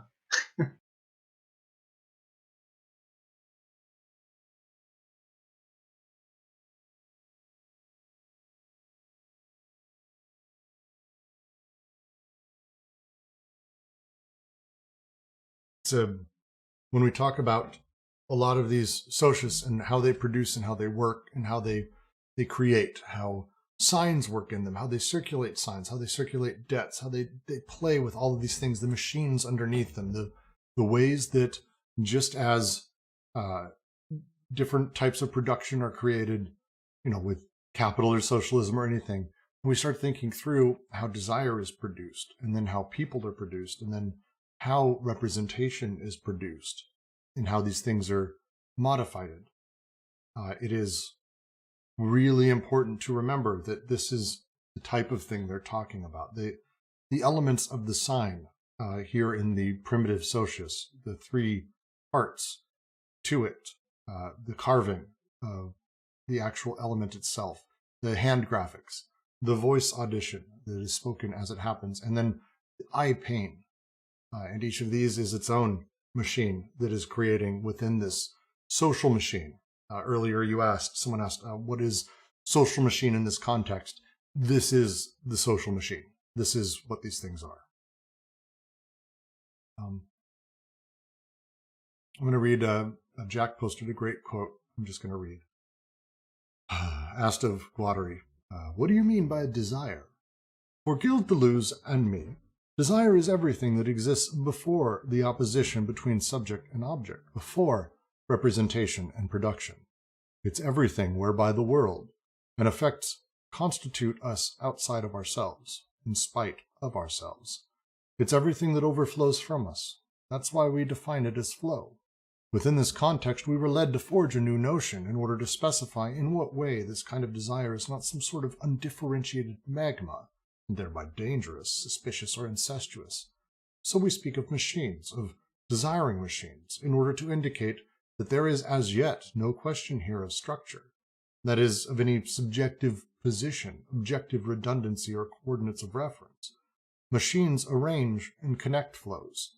They do not recognize distinctions between persons, organs, material flows, and semiotic flows. That's from, I'm 99% sure it's from Chaosophy. And it's the afterword of, God damn it, I've got it right here. 1 second. 99% sure. Oh, crap. Yeah, here it is. Balance sheet. The balance sheet on desiring machines, I want to say is the title of it. Balance sheet for desiring machines. Right font and page style, so I'm assuming that's what it is. Yeah, this is it's a series of interviews in Chaosophy, and maybe from one of the other pieces too, specifically. It's beautiful. And so as we're talking about desire being formed and desire becoming things and representation being created and machines that make all of this, be thinking through that we aren't talking about the structures. We're also not talking about no structure. Like it's this weird, wonderful little middle ground that I adore, which is the things are machines and things produce. It's not that there isn't no structure, because it's not just this mass, undifferentiated mess, but it's that things produce and things create, and here's how they produce, and machines produce other machines, and here's how they interact, and here's how they play, and it's all of these sort of generative elements consistently happening. Beautiful. Any questions on this or Theater of Cruelty before we get into Maus and Nietzsche? I think Ken had a Jungian analysis. Oh, Ken is cooking and said he can't talk right now, and you're just giving him shit. I would never. And Ken has been posting a bunch of Jung, which ties in very nicely here. I'm going to go back to the piece he posted from Jung, Volume 5. A symbol is an indefinite expression with many meanings, pointing to something not easily defined and therefore not fully known. But the sign always has a fixed meaning, because it is a conventional abbreviation for, or a commonly accepted indication of, something known. The symbol, therefore, has a large number of analogous variants, and the more of these variants it has at its disposal, the more complete and clear-cut will be the image it projects of its object. Wonderful. Some old Jung is just great. I don't know. I know Ken's a huge Jordan Peterson fan, so at some point we'll have him read Jordan Peterson's new book. And I'm not going to edit that out from this recording, because this is what he gets for cooking and not talking while we're doing this. I heard he stood in line for 24 hours to commemorate all 24 rules just to get that book. He got Yeah, Jordan Peterson to draw I them bet he's on also his cleaning back. up his room. He got Jordan Peterson to draw them on his back, and he got them tattooed. So I'm just saying, it's a whole thing. I am going to continue on to the next paragraph here. The great book of modern ethnology is not so much Mauss's The Gift as Nietzsche's On the Genealogy of Morals. At least, it should be. For the genealogy, the second essay, is an attempt and a success without equal at interpreting primitive economy in terms of debt in the debtor-creditor relationship by eliminating every consideration of exchange or interest à l'anglaise. And if they are eliminated from psychology, it is not in order to place them in structure. Nietzsche has only a meager set of tools at his disposal, some ancient Germanic law, a little Hindu law, but he does not hesitate, as does Mauss, between exchange and debt. George Bataille, motivated by a Nietzschean inspiration, will not hesitate either. The fundamental problem of the primitive socius, which is the problem of inscription, of coding, of marking, has never been raised in such an incisive fashion. Man must constitute himself through the repression of the intense germinal influx, the great biocosmic memory that threatens to deluge every attempt at collectivity. But at the same time, how is a new memory to be created for man? A collective memory of the spoken word and of alliances that declines the alliances with the extended filiations, that endows him with faculties of resonance and retention, of selection and detachment, and that affects in this way the coding of flows of desire as a condition of the socius? The answer is simple. It is debt. Open, mobile, and finite blocks of debt. This extraordinary composite of the speaking voice, the marked body, and the enjoying eye. All the stupidity and the arbitrariness of the laws, all the pain of the imitations, the whole perverse apparatus of repression and education. The hot irons and the atrocious procedures have only this meaning: to breed man, to mark him in flesh, to render him capable of alliance, to form him within the debtor-creditor relation, which on both sides turns out to be a matter of memory, a memory straining towards the future. Jack, do you, since you guys did a genealogy, you want to dive into that?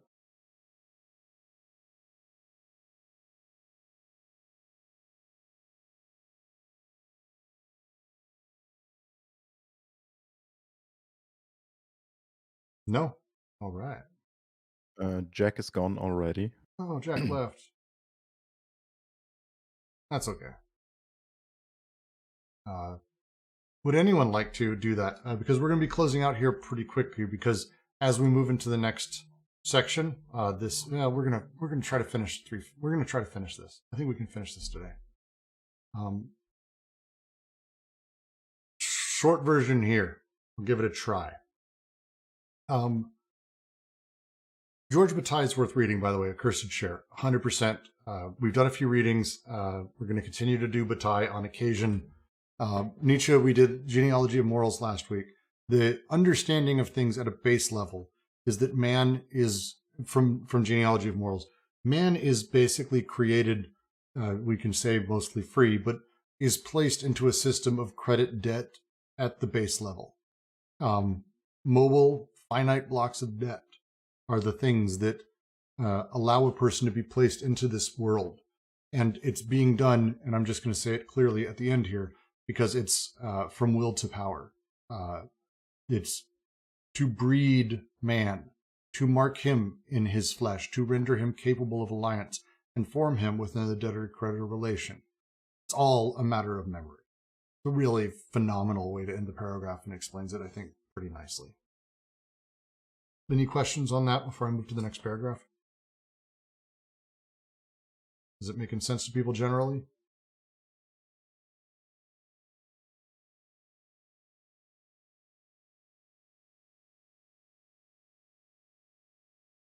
Yeah, it does. At least a bit, I would say. I'll take a bit. Well, Far. I have Oh, sort of please. some God, I cannot speak today. Um, I have something here that summarizes, I guess, this aspect of guilt or debt in the second treatise in Nietzsche's genealogy. In this, Nietzsche examines the origin of the idea that humans can take responsibility for something and the human memory in general, which is exceptional in the animal kingdom. He sees the moral concept of guilt as rooted in the material concept of debt against the creditor. He hints at the manifold ostensible and real purposes that punishment has played in the history of diverse cultures. Like all facts, it has always been subject to new interpretations under new constellations of power.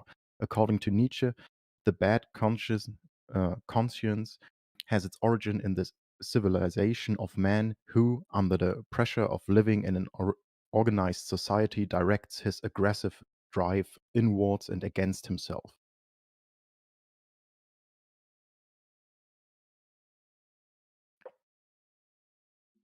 Fantastic. Thank you. That's great. That's what I was hoping to get. Killer. All right, I'm going to continue then. Far from being an appearance assumed by exchange, debt is the immediate effect or the direct means of the territorial and corporal inscription process. Debt is the direct result of inscription. Once again, no revenge, no ressentiment will be invoked here. That is not the ground they grow on, any more than does Oedipus. The fact that innocent men suffer all the marks on their bodies derives from the respective autonomy of the voice in the graphic action, and also from the autonomous eye that extracts pleasure from the event.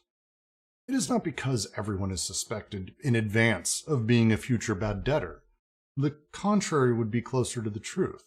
It is the bad debtor who must be understood as if the marks had not sufficiently taken on him, as if he were, or had been, unmarked. He has merely widened beyond the limits allowed, the gap that separated the voice of alliance and the body of filiation, to such a degree that it is necessary to reestablish the equilibrium through an increase in pain. Nietzsche doesn't say this, but what does it matter? For it is indeed here that he encounters the terrible equation of debt. Injury done equals pain to be suffered. How does one explain, he asks, that the criminal's pain can serve as an equivalent of the harm he has done? How can one pay back with suffering? An eye must be invoked that extracts pleasure from the event. This has nothing to do with vengeance. Something that Nietzsche himself calls the evaluating eye, or the eye of the gods who enjoy cruel spectacles. And in punishment there is so much that is festive. So much is pain part of an active life and an obliging gaze. The equation injury equals pain has nothing exchangist about it, and it shows in this extreme case that the debt itself had nothing to do with exchange. Simply stated, the eye extracts from the pain it is contemplating a surplus value of code that compensates the broken relationship between the voice of alliance that the criminal has wronged and the mark that had not sufficiently penetrated his body. The crime, a rupture of the phonographic connection, reestablished by the spectacle of the punishment. As primitive justice, territorial representation has foreseen everything.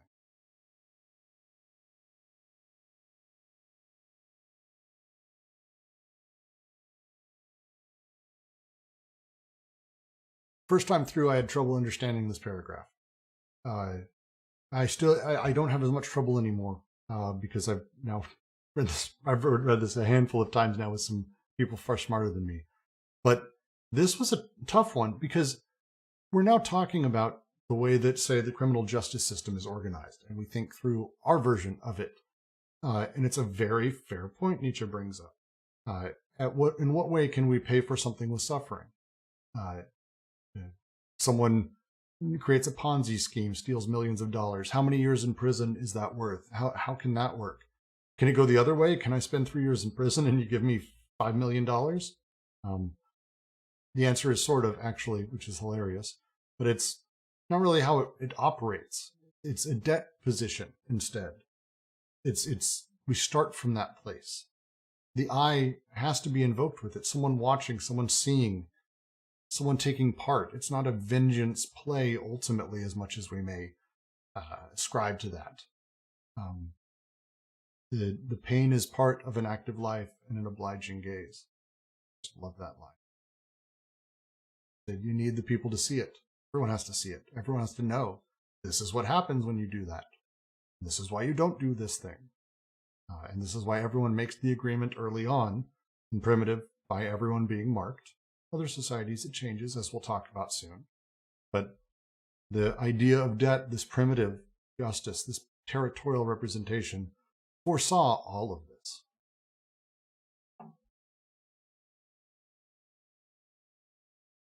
The more I read the first sentence of this paragraph for when they say death is immediate effect or the direct means of the territorial and corporal inscription process, death is the direct result of inscription, it sounds more and more perverse to me.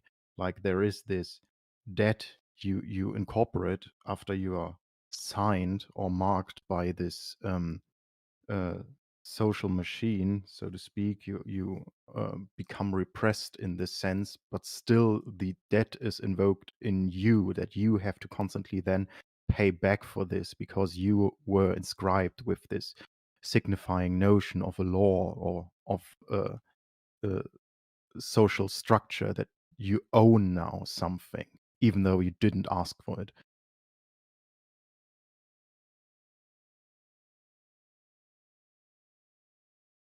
Yeah, I mean that's completely it.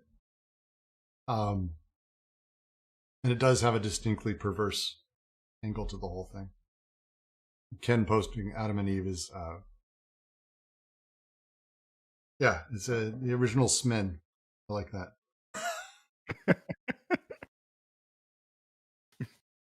Original Smen. That's going in the fucking all-time grades. Thanks, Ken.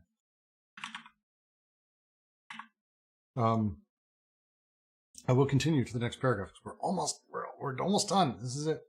We're about to talk about what it has foreseen everything. Coding pain and death, it has foreseen everything, except for the way its own death would come to it from without. Quote, they come like fate, without reason, consideration, or pretext. They appear as lightning appears, too terrible, too convincing, too sudden, too different, even to be hated. Their work is an instinctive creation and an imposition of forms.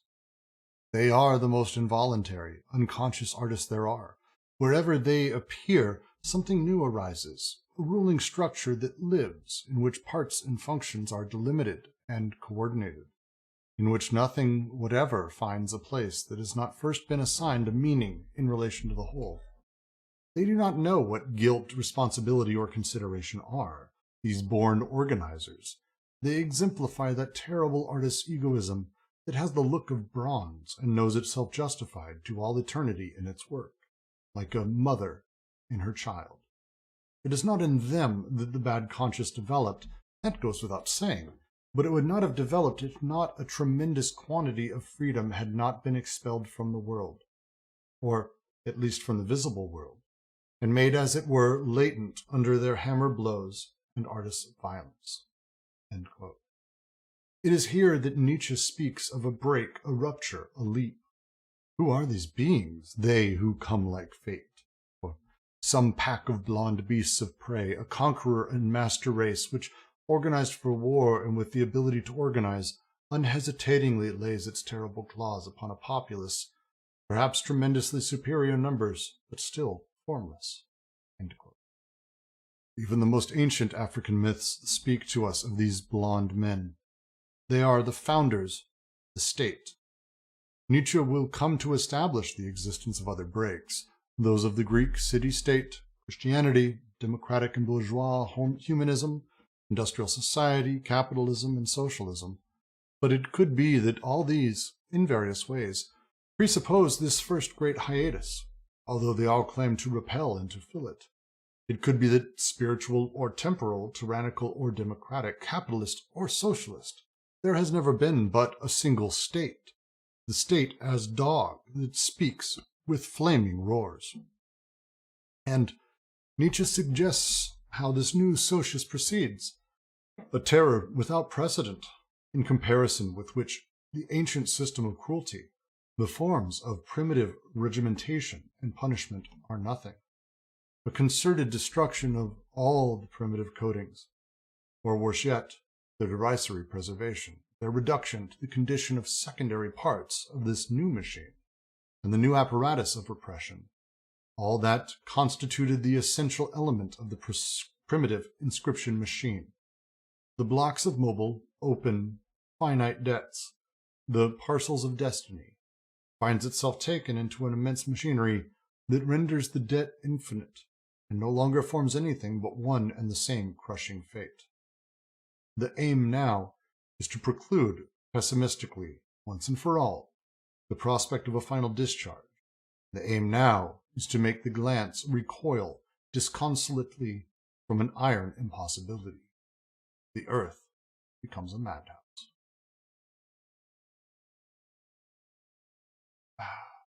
Good ending.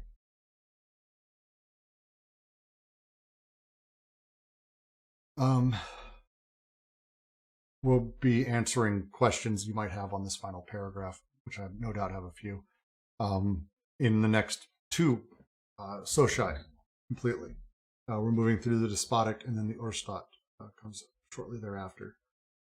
Any questions or comments on this section that we finished? I can't believe we did it in a single reading. Open, nail me. Any questions you got? Let's do it.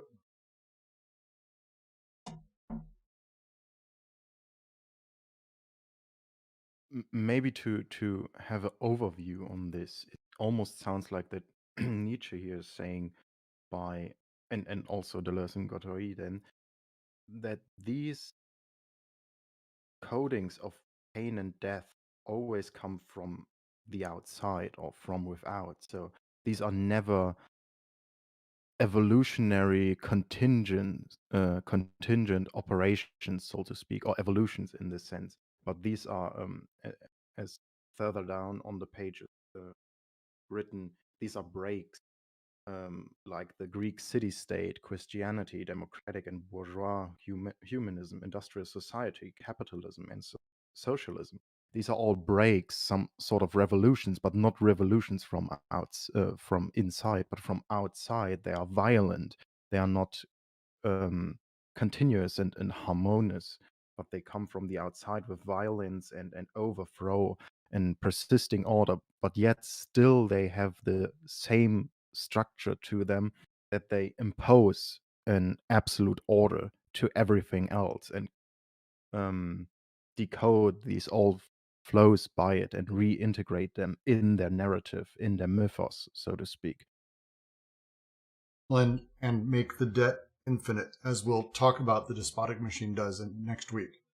The nature of how debt plays within this is, in the primitive, we're talking about specific, finite, open. I mean, speaking of that, this is exactly what the Romans did with everything, right? So nowadays, most people conflate the Mithraic cult with Roman heritage, and they think that Mithra was like an autochthonic Roman thing, but it wasn't. Mithridates, the Mithric cult were these like pirates who would kick the Romans' ass, and then after a while, the Romans, I guess, just respected them and then started worshiping the Mithric cult. And now everyone, whenever they see, this has been my experience, when they see Mithraism, they think Romans. And then the same thing sort of happened in the Bible, in my opinion, with the book Romans. And that's where you get all this nonsense on about give unto Caesar what is Caesar's, and that God divinely ordains all governments and all like authority figures. That's all from Romans. Whereas before, in like Corinthians, you get that thing that Zizek likes to talk about, where it's like, if you don't hate your mother or your father, you are not my follower. And so you get this more revolutionary picture. So yeah, and then this is the like when Nietzsche is talking about the new idol, and thus spoke Zarathustra, about how it like consumes everything and then repaints it all under one apparatus, the state, right? And to try to summarize overall, Rimke, for example, because it's worth rereading, and don't hesitate to repost in the chat for the reading group. Hey, what the fuck? Because we'll figure it out. The way that primitive societies operate, when a child's born, they don't like have debts or do things. Like, this is not, our culture is similar. This is not abnormal for Aboriginal cultures either. It's kids do whatever the fuck they're going to do. At some point, they reach the age of adulthood, and very often, and there's a lot of books on this. There's a lot of great movies on this and documentaries too. There's some horrific things. I say horrific, like it's really tough to watch. Of what it takes to become a man or a woman in a lot of cultures, of scarification, tattooing, worse. Those things are done as a mark that let you know where you stand and what you owe, that you now are part of the society. Very often, until adolescence, kids really aren't. They're more of a drain, if anything. They're not like they go out and produce or they go out and create. How do you get someone then who's turning 8, 10, 12 years old to know what they need to be doing and why? Well, a really good way is to literally carve it into their fucking skin. And that is the idea, that someone who's entering these economies isn't doing it out of, oh, excellent, now I'm old enough, I'm going to give you 5 apples. It's the opposite. It's, okay, now you're joining us. Cool. Here is what you now owe everyone. And you aren't going to fuck around, because here is your alliance, here's your affiliation, this is how you're set up, and here's how you're working. And I'm going to fucking make sure you remember it. It's not how they talk about it, but it's totally what it is. It's totally what it is. Totally what it is. And it's a thing that still happens to this day in cultures, even modern ones. We have Americans have their own version of this as well. How do you make people indebted? It's not like capitalism, because there is no... the thing to forget is what we understand as capitalism. We're going to be getting into capital. This isn't capitalism. We're not talking about systems of exchange or anything like that. What matters is how repression is created and how desire and social machines are manufactured.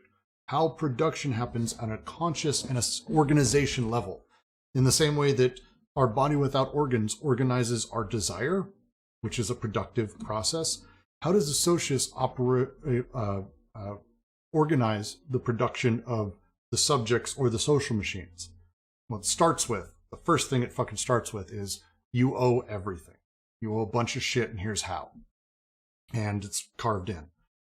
That moment that happens, the representation doesn't exist in the same way. This territorial representation is so direct on the skin, it carves in. If you haven't gotten a fucking tattoo or you haven't gotten scarified, it's really, really, really, really, really, really difficult to sort of describe. But it is a unique pain that is also kind of makes you feel alive. That's why people get addicted to tattoos. It's very strange. If you watch a lot of the documentaries on the older ceremonies, they did horrible shit, and the endorphin rush 100% kicks in. It's wild to watch some of these people get delirious after having fire ants eat their hands for 20 minutes, or bullet ants. There's a tribe that puts their hands in these fucking mitts when they get old enough, and they put, it's wild, the stuff people do. But this marks that as this moment, and it is not a thing that means something. It's not a representation. It is direct. It is territorial representation. It is, here is the fucking symbol, and you are marked. Now you are indebted to this process. Now here's how you belong, and here's how you know what you owe. That process requires not just the graphism, the geographism, which is the drawing, not just the actual words that are spoken during the ceremony, which there usually is, but it's also the eyes that see it. People who take part, and they take part in a perverse pleasure, not in a, yes, fuck this person, I hate them, but in a, like, yes, almost cult-like maybe mentality of, yes, oh, now they're becoming, yes, here we go, like getting into it. This organizes that subject's productivity entirely. This representation controls who you do stuff for and why. Who is your alliance? Who is your affiliation? You're marked. You are fucking set. That violence is set there. Your debts is what fucking starts this. Now, this is an important switch because an exchange-just economy has a completely different direction, as I said early on. Here we're talking about the debt, the carving, the setup. Now, here's the question. How does debt change then?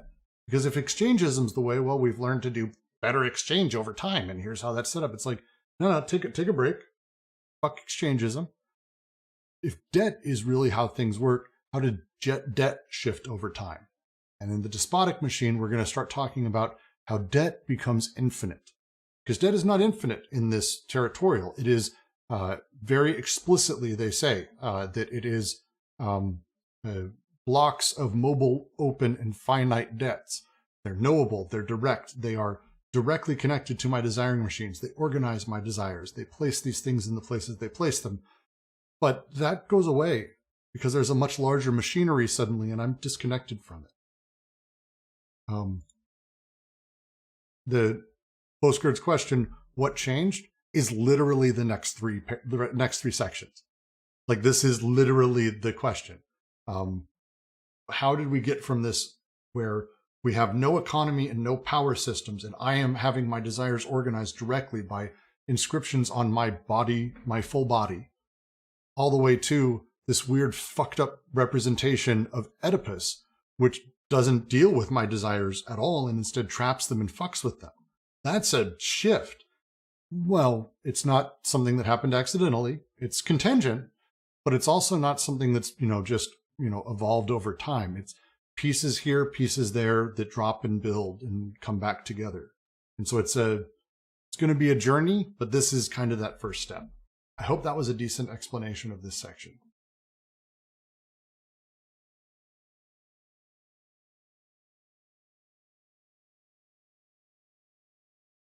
All right. With that, I'm going to go ahead and close out.